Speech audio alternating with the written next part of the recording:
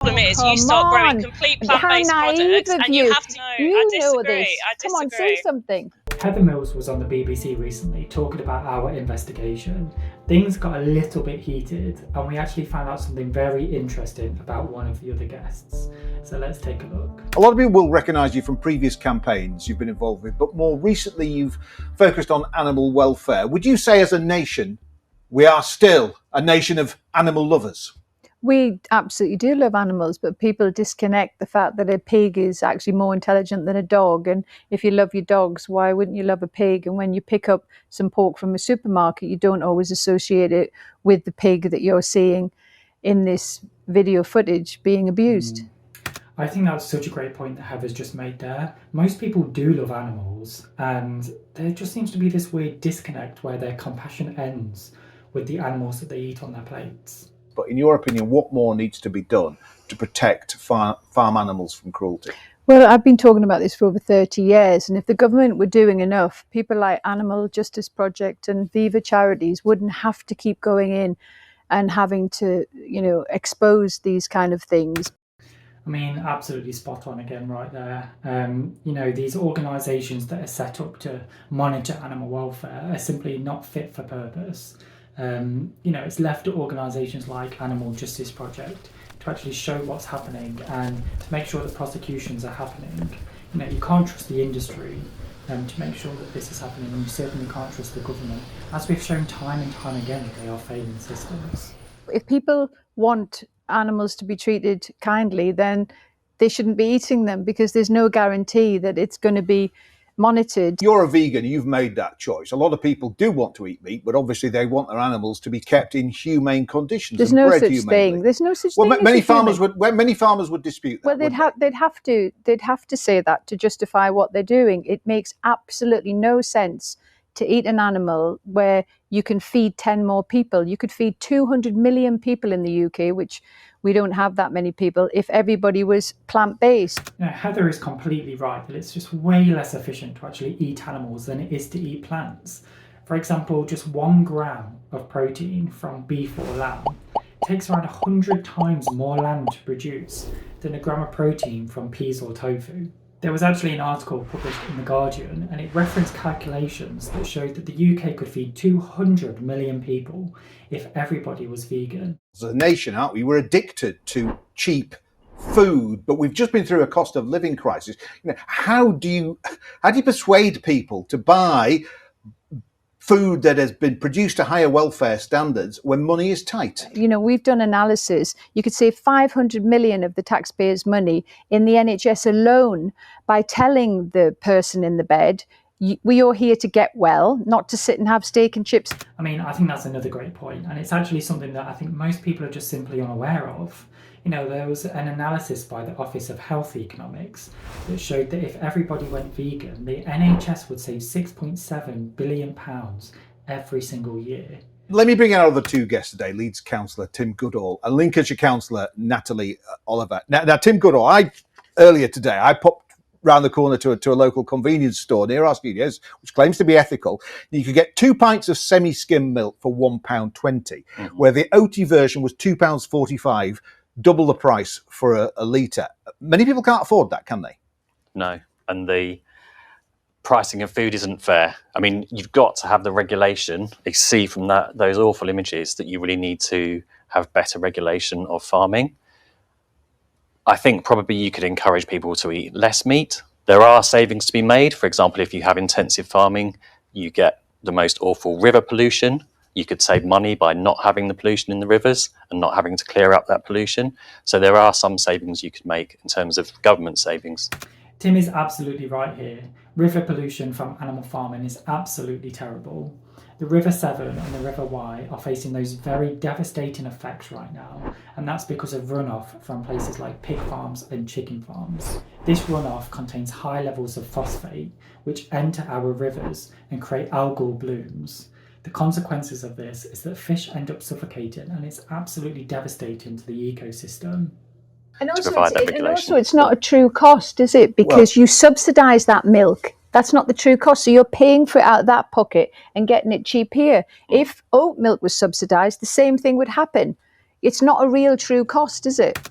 Again, I think this is something that most people just don't realise. So the government are propping up these industries with huge subsidies. Over the next 2 years, the UK government is providing £5 billion in funding, and a big proportion of that is going towards animal agriculture. What this means in reality is that production costs are kept low, so therefore the retail costs are kept low, and it creates this artificial market around animal products.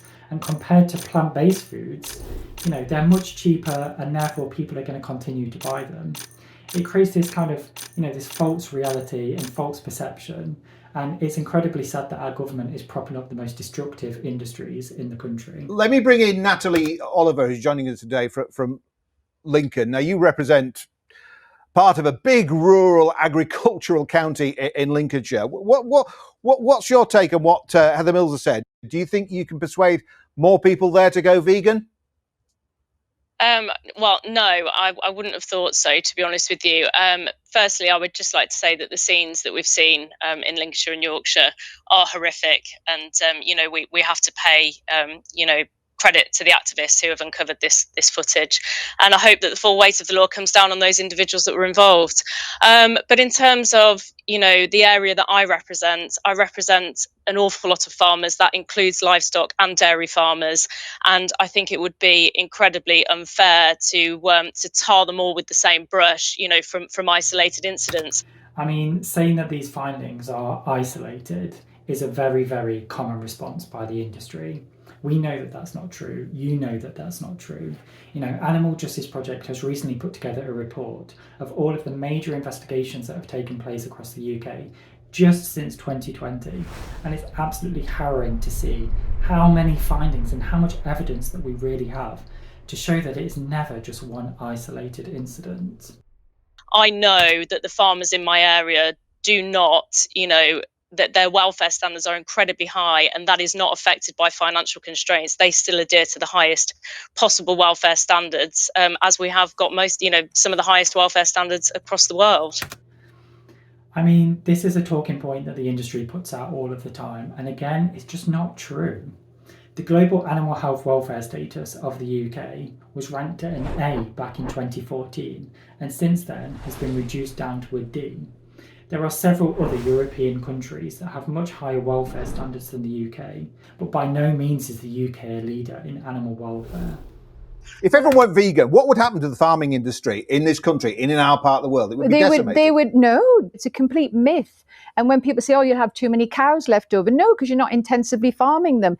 To get milk, you have to be permanently pregnant your whole life. Any woman out there, imagine being pregnant your whole life and your baby taken away every single time just to give people their milk. Do you think, Natalie Oliver, many people are aware, though, of where their food, where their meat, where their milk comes from, and some of the processes that are involved in that?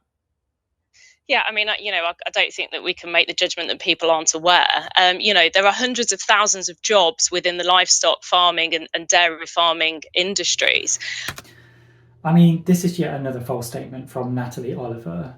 Animal Justice Project commissioned a YouGov poll, and what that showed was the majority of people, around 52%, had no idea that cows had to be impregnated every single year in order to produce milk. And around 83% of people had no idea that cows and calves are separated within hours of the mother giving birth. It just shows you that people have no idea about dairy farming, and they have no idea where their food is even coming from. The other issue you've got, Heather, is that the biodiversity is encouraged by animals grazing. The problem is you start growing complete plant-based products, and you have to use rewilding and cows insecticides galloping through the fields would be great, but it's not true. It's putrefaction. No, you I disagree. know this. I disagree. Come on, say something. You need a bit. You need education. You said you bit. I did do an ecology degree. You don't need to have pasture animals in order to have a good kind of ecological biodiversity. I mean, wow, that did get a little bit heated right there. But let's break down those two claims by Natalie Oliver. Firstly, she said that animal farming is great for biodiversity, but the science simply does not back that statement up whatsoever. We know that animal farming is absolutely devastating and is a key leader in biodiversity loss. Secondly, she claims that you need more pesticides to produce plant-based foods, But we know from the data that 85 to 90% of pesticides are used to produce crops that are fed directly to animals for human consumption. If we were to eat plant-based, we know, and the science backs this up, that we use fewer pesticides and less land per calorie. You know, the fact that Natalie has made 3 very clearly false statements from the meat industry's playbook seemed a little bit suspicious, so we did a bit of digging, and by no means was I surprised by what we found. When Natalie had to declare her interests when she became a councillor, she included that her husband was the director of a company called Alston Trout Limited. This is a trout and carp fishery in Lincolnshire. This means that a good chunk of the household income comes from fish farming. I guess she forgot to mention that in the interview. Are you honest? Would you honestly want to take away that choice from people who enjoy eating meat, but they want their meat produced to a high welfare standard? I mean, he's talking about giving people a choice, but let's face it, do the animals actually get a choice? Do they get a choice to be artificially inseminated? Do they get a choice to have their babies stolen away within hours of birth? Do they have a choice to be in a farrowing crate? Do they have a choice to have their teeth cut out or their tails chopped off? Do they have a choice to be transported to slaughter? Maybe these are the choices that we should be talking about. We have to take drastic action to save the planet, the environment. We use 80% of farmland to grow grain to feed cattle that could feed people directly. I mean, that's another great point. According to Our World in Data, around 80% of agricultural land around the globe is used for meat and dairy, yet it only provides around 18% of the calories globally. It's staggeringly inefficient, and this is land that we could save. We can give it back to nature. You would seriously think about banning meat in hospitals? 100%. When you're in hospital, you are there to get well. Well, look, not everyone will agree with you, but you've given us some food for thought today. Heather Mills, thanks for joining us on Politics. Thank you. I'm really struck by the fact that when people go onto interviews like this, they use the same few key arguments that are just completely misleading. And I think the reason that they do this is because there simply are no justifications for us to continue farming animals. There's no justifications for people to be consuming meat and dairy products anymore. It's damaging our environment, it's bad for our health, it tortures animals, it separates mothers and babies. It's just such an awful industry, and why people come into interviews like this and continue to defend it is absolutely beyond me. Isn't it time that we just move beyond this?